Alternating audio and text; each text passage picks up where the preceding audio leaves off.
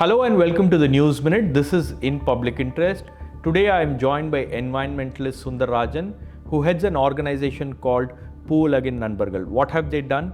They have come up with a manifesto for the 2026 assembly elections, a manifesto that talks about environmental issues, what political parties need to focus on, and what governments should do with regard to tackling environmental issues. And why this is important? Because this is truly in public interest.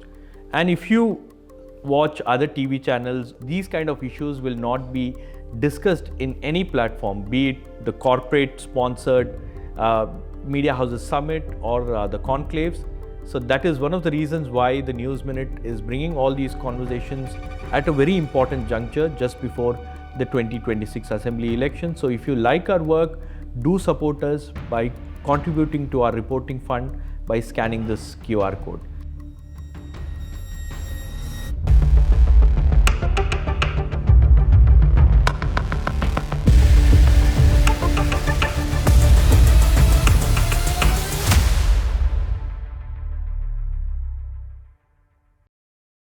Sir, thank you so much for talking to us. What is the reason behind bringing such a manifesto? I think this is our second manifesto that we are bringing it out. We brought out our first environment manifesto before the 2021 elections. So as a group, as a team committed to the environmental interest of the state, we feel that environment has to be discussed at the center stage of political discourse. That is the reason why we brought out in 2021, which was very well received by the parties. But the present ruling party had many points from our manifesto taken into their manifesto, and which they are implementing right now. And it's not for a particular political party. We want all the political parties of Tamil Nadu, be it state parties, regional parties or national parties, to go through this, to understand what we are saying. And we are also not expecting that every political party will accept whatever we are saying. We are also very clear on that. But it's a profound duty of us that we should bring out these issues to the public discourse, and public should understand that these are the important issues that the state is facing today. So when you first brought out a manifesto that talks about environmental issues, how well it was received by political parties? And you have submitted your manifesto to the DMK. How have they incorporated that into governance? So when we released this manifesto, we asked a time with the then opposition party leader and today's chief minister, and he immediately asked us to come and meet him. We met him at Arivalayam, and we handed over the copy to him, and immediately he got the copy, and asked the manifesto drafting committee to go through this and discuss with them and with us. So we were called to Arivalayam. We had a very thorough discussions on what we have said and what they should do. And some of the points that we have asked were incorporated in their manifesto. We didn't stop there. So we tried to meet all the political parties. Some parties were not ready to meet us. We didn't bother. We sent them through post or through email. Reasons known only to them. So we send them through emails or post. But after their manifesto came out, after the election manifestos of all the political parties came out, we did a story on that, follow-up story, like, which are the parties which is more environment friendly, which manifesto is more environment friendly, which did not even talk about the environment issue. For example, this year's budget, 2026 presented by Nirmala Sitharaman, did not even have a word climate change. And India is confronting climate change as a major issue. The World Economic Forum has completely announced that the second biggest problem, that the economic disaster is going to be the climate change disasters. But our finance minister is not even saying climate change in the budget. So we don't want this to happen. So we will meet all political parties. They have to take these points, including their manifestos, like other parties also. So we will keep trying this year also. So how has the DMK government fared in tackling environmental issues? Whatever promises that they gave before the election, for example, Sterlite, they very strongly opposed, as they said, and they fought in the Supreme Court. Like hydrocarbon issue, Chief Minister said that if DMK comes to power, we will not allow any new hydrocarbon wells in Tamil Nadu, which they have kept up. With the 8-lane road or Kattupalli port expansion, nuclear waste issue, so a neutrino issue. So they have stick to whatever stand they took. And once the government came into being, So they started to focus more on climate change. In fact, the ministry itself was renamed as Environment, Forest and Climate Change. Climate change. They set up a green climate company. Climate missions were announced. They did whatever needs to be done. But is it enough? Is it okay? No. They need to do a lot more, especially in terms of going ahead with the Paranduri airport, and also controlling the mining. Mining has become a major issue in Tamil Nadu, both sand mining and quarries. Hillocks are being broken down. So they'll have to take these issues very seriously, including the Chief Minister, which inaugurated the Mamalan reservoir. So and also the incinerator plants that they are trying to bring in North Chennai. Yeah. So all these things are environmentally deterrent to environmental protection. So they'll have to take a relook on that. So definitely yes, they have done, but they have a long way to go. So you're not satisfied completely with the work that the government has done? I mean, like you as a social organizations, you can't be completely satisfied with what there's a new because 2021 was something different. 2026 is something different, and 2026 is the year in which the world has crossed the 1.5 degrees breach in 2024. So we are in a new situation now. So this new situation will demand more, which the government has to do. To discuss a bit about your manifesto, the demands that you have placed in your manifesto is to come up with a separate department or a ministry for climate change. Yeah. Why is that important? As George Santana used to say, if you don't learn from history, you'll be doomed to repeat that. Okay. We were simply following what the Indian Meteorology Department was saying, but that failed miserably in terms of predicting, in terms of analysis, nothing. They did not predict the Fenjal cyclone to behave like that. They did not predict the Kayalpatnam Tutukudi deluge that happened. They did not predict Migjam cyclone. So I can keep on going on what they failed, IMD where they failed. Their focus is somewhere else. But as a state which is known for our progressive thinking. No, the role of IMD is to study weather patterns and to give alerts about weather patterns, right? Climate change is something which is different. That is true, but yeah. So why they are not able to predict it? Why IMD is not able to predict it? Because we don't have India-specific climate model. We have not kind of expanded, established radars and weather data collection points, and also rain gauges, weather gauges. See, what is climate? It's a long-term behavior of weather, right? Long-term behavior of. So you need to have models that will predict that. You need to have data systems that will predict that. I agree that predicting tropical regions weather is very challenging. I don't deny that. But you have not made even an effort to do that. So that's what we are saying. Tamil Nadu has set up Tamil Nadu Archaeology Department, Tamil Nadu Health Department. Likewise, we will set up Tamil Nadu Meteorology Department or Tamil Nadu Meteorology Center. So why don't we start putting things in place when we don't have a support from the union government, or the union government's interests are somewhere else. So let us at least protect what Tamil Nadu needs. Let us set up a TMD, Tamil Nadu, like IMD, like we can set up a TMD that can focus on Tamil Nadu's weather and the long-term climate models. So we have to do that. How climate change affects people and who it affects, that is very important. See, for people middle class like us, a degree increase in the temperature is just a degree down in your air conditioners. That's all. Their ends are comfort, or their ends are solution. If it is 1 degree high, then you bring down from 26 to 25 or 25 to 24. You are done. That's all. So your air condition manages your temperature levels. Yeah, but this is only about 8 to 10% of the population. There are other 90% of the population outside this gambit. I'll just give you a small anecdote. Our guys went for a voice of the people. So there was this fruit selling lady in the footpaths of T Nagar. Even I think she is there now also. So that lady is selling fruits for the last 25-30 years. Okay, so she got married and she came and sit here in the morning. She'll start selling fruits. In the evening, she will go back with the profit. That profit money is what she spent on her children. They were educated, they were given food, they lived. So this was her livelihood. So when our guys asked, so now you will make more profits because the price of the fruits have gone up. No, she said no. Then we'll ask, why is that? No, about 5-7 years back, when I come in the morning, I used to carry 2 water bottles with 1 lunch for my lunch. I'll drink one water bottle in the morning, then have lunch, then another water bottle in the post lunch. I'll finish off and go. But today the heat is so high. Other than the 2 water bottles, I have to drink one tender coconut in the morning. I'll have to drink one fruit juice in the afternoon. So whatever little profits that I make goes for tender coconut and fruit juice.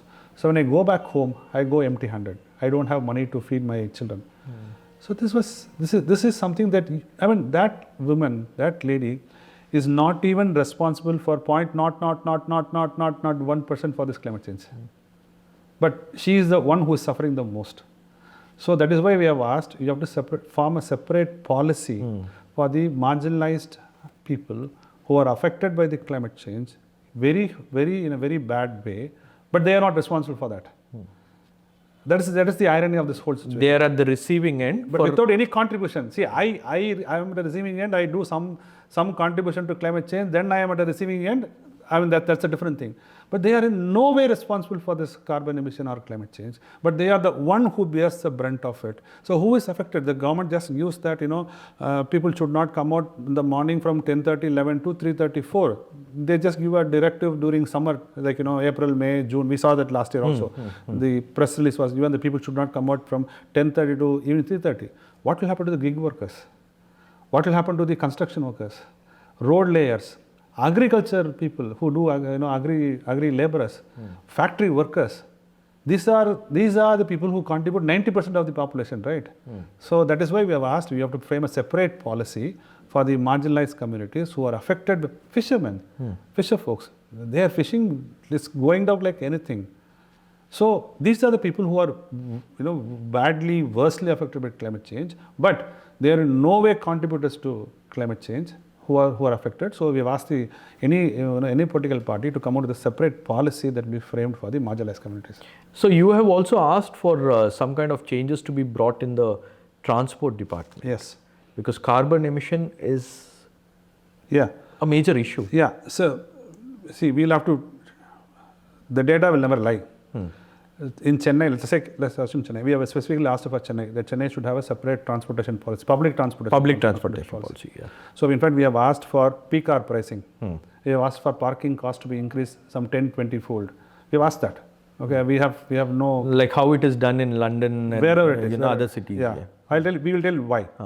Chennai has got 3 forms of public transport system, which is metro, suburban trains and buses. Out of the roughly about 45 to 50 lakh traveling population in Chennai, 30 lakh people use buses. About 2.5-3 lakh use metro. Some 8 to 10 lakhs use suburban trains. This is a very broad, rough data. It is not exact because certain times it is less, certain times it is more. But the 2 public transport systems, metro and suburban, they have a rite of passage. Which means they have dedicated passage routes. But number of people who use public transport more is the metropolitan buses. They don't have a rite of passage. They'll have to compete with cars, two-wheelers, auto rickshaws, taxis, buffaloes, and many other things. Okay, they have to compete in the road like that. So which means the traveling method or the method of travel which the common public use is getting least important in the whole system. So that is why we have asked, it is not only the carbon emissions from the buses, but a car, two-wheelers are all contributing to the carbon emission. So we will have to redo our entire system of transportation. We will have to make buses. See, we are not against metro. We are not against metro. We want metro, I don't deny that. But is it a misplaced priority?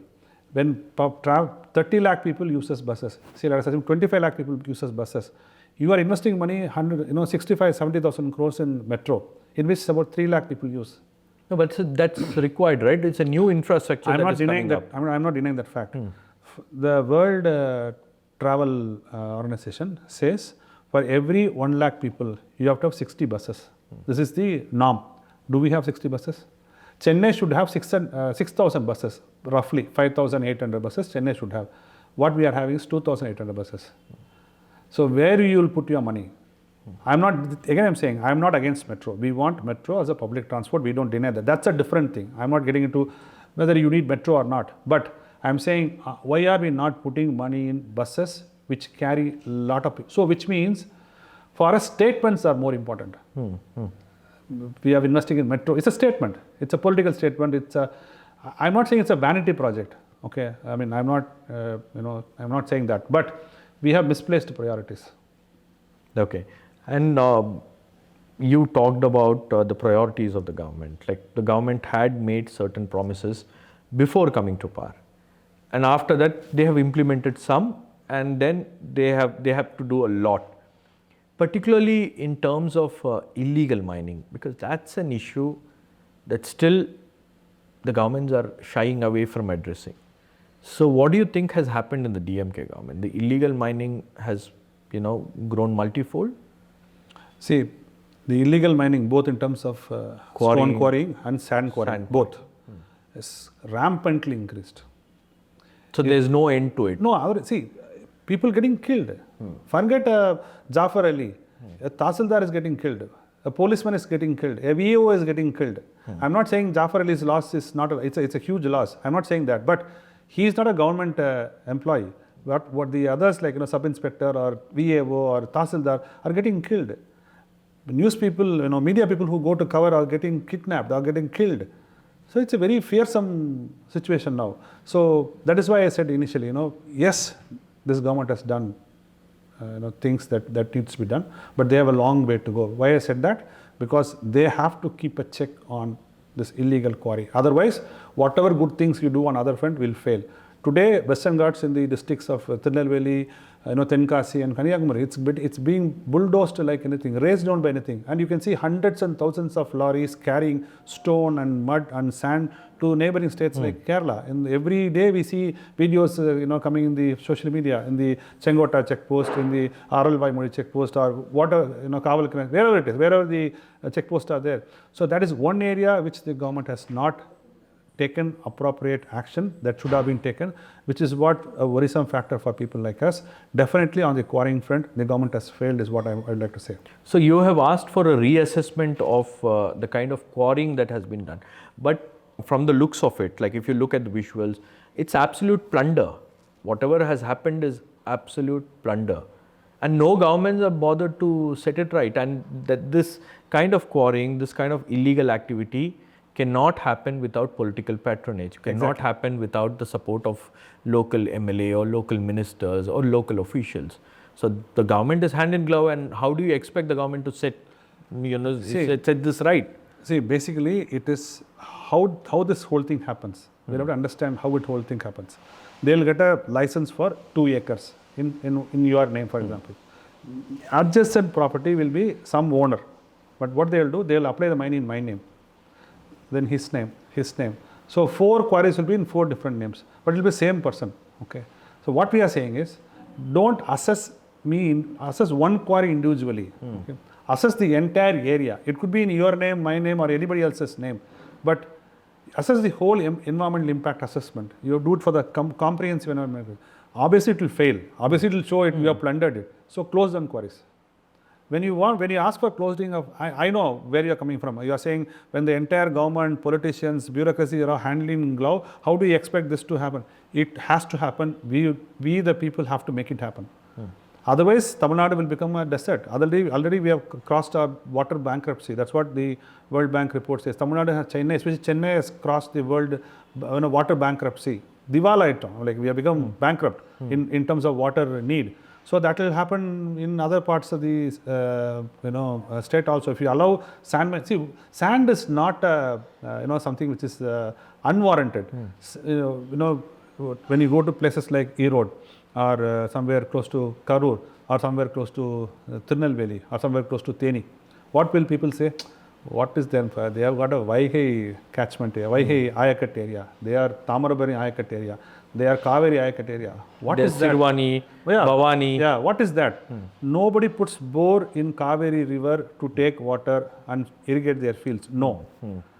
Mountains are there. Water flows down as rivers. And the sand absorbs this water, recharges the groundwater, and there will be a well close to that river, and they can get water 24 hours. This is what river-fed irrigation is. But sand today, you close your eyes. You travel in a car or a train, for example. If you see water in the river, you can say it is Kerala. If you see lorry in the river, you can see it's Tamil Nadu. That is the state of our natural resources today. So, do you think that the DMK government has failed in stopping illegal mining in Tamil Nadu? Exactly. They have stopped. They have failed to stop the illegal mining in Tamil Nadu. This is what we are saying. I have got regards for whatever they have done. That's a different thing. But I will also point out where they have failed. Illegal mining is one. I don't have to tell you this. You can go and watch near Kaliyakavilai or Sengote outpost and see how many lorries carry stone and sand to other states. It's shocking the manner in which activists are getting attacked. For example, PUCL Suresh, while holding, and Araporiyakam Jayaraman, while holding a public hearing, they were attacked in a brazen manner. The murder of Jagubar Ali in Pudukkottai, then the murder of a VAO in Thoothukudi, then a murder of a police personnel in another district.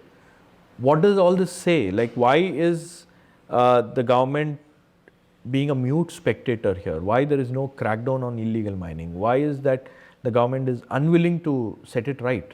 See, plundering of natural resources has been happening for the past at least 20-30 years in Tamil Nadu. We can't deny it. This government, that government, the governments at that point of time have not stopped the plundering happening.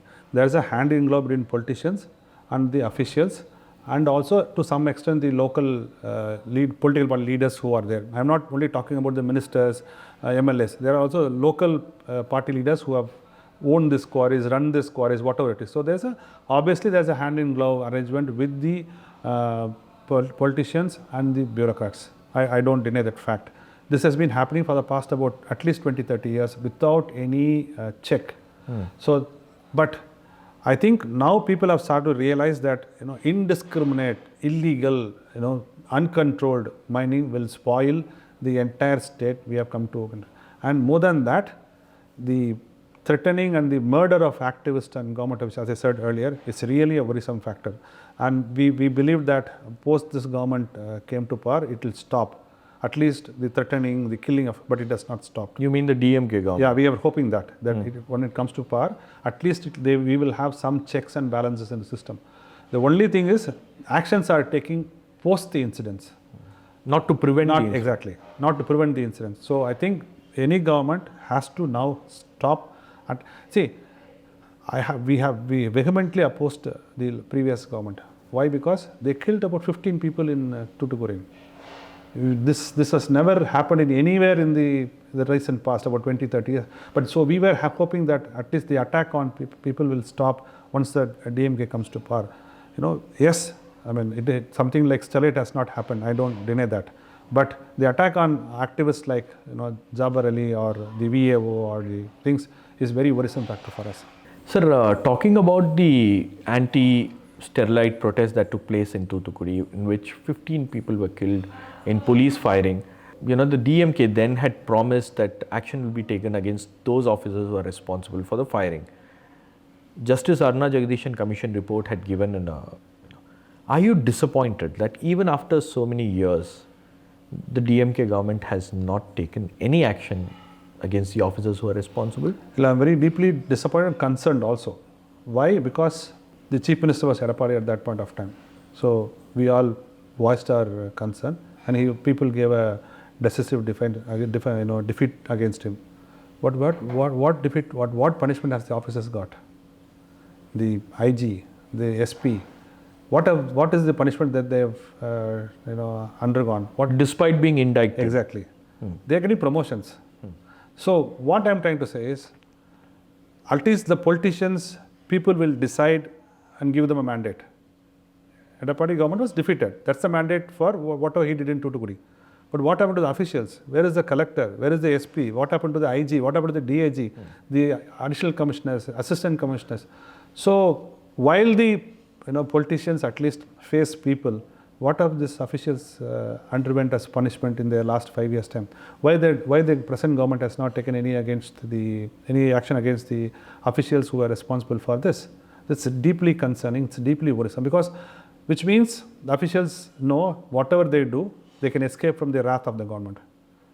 So it becomes a thing like, at least politicians will have to face the people once in 5 years. The officials don't have to face. Don't you think this sets a bad precedent in governance? Saying. Yeah, it's a very, very bad, deeply concerning precedent. Like, some official can lift his gun, shoot 15 people and walk away. Or give orders and whatever it is, give orders and walk away. Get promotions, forget walk away, get promotions. So this is very deeply concerning. So we were expecting that the government will take action on the officers who are concerned, but we are disappointed that that has not happened. What does this mean? Like, what is the message that the government wants to send across by doing this? So I feel the officials are powerful. Officials are officials, whichever government is there. They're more powerful. More powerful. They are officials. Like, that's what I'm saying. Politicians will face people once in 5 years' time. At least they have a responsibility to answer people. These officials who gave orders to shoot, what is that they have got? Okay, I just want to wrap up this interview by asking a few more questions about how well this manifesto is being received by political parties. Like you said, some political parties didn't want to meet you at all. Like, is this the same kind of situation now, or I don't know? Like, I can be very open. So last time BJP and AIADMK didn't want to meet us. I can be very. They didn't want to meet us. So we said fine. Because you created a lot of trouble for them. Whatever it is. You raised a lot of issues. See. Or you made them uncomfortable. Okay. Whatever be the reasons. What I'm saying is they were not ready to meet us. I mean, we did not bother. It's an open call. We asked them time that whether we want to. We have see, as an environmental organization, we want all the political parties to talk in favor of environmentalism. This is our agenda. Political discourse should become environmental discourse, climate change discourse is what our agenda is. We'll be very straight. We want all the political parties. If you don't want us to meet us, we have no issue. We will send an email, we will send up by post that we have done it, it's up to you to take it up. Same way this year also, yesterday only we have published this, so we are going to contact all the political parties. We are going to reach out to them. We are trying to include these points into their manifesto. That's what we are going to do. And what about new players in Tamil Nadu politics? We have Tamilaga Vetri Kalagam. Are they open to suggestions? Are they in talks with you? Are they listening to you? I mean, their first visit was to Parandur, which we were against opposing it. So we are planning to ask them time to meet their manifesto chairperson or chairman, whatever. The committee. And if they give us time, we'll definitely go and meet them and present our environment manifesto to them. That's what I said initially. We have no hesitation to meet any political party as far as environmental. Ideologically, we may be different. As individual, ideologically, we may be different. But we would like to go and meet all political parties. We are ready to meet any political party to convince them to take a stand on environmentalism. We hope the new entrant also will take environmental issues seriously and discuss with us and try to bring in points in their manifesto. Do you think that the new political entrant has the intent to take these issues, like to talk hopefully, about because the Parandur visit has provided that kind of scope for us. I believe that they will try to take something for the environment very seriously. So we will try to meet their drafting committee and present the manifesto, and it's up to them to take it further. Right, sir. Thank you so much for talking to us. It was a pleasure interacting with you. Thank you, Shabbir. Thank you so much.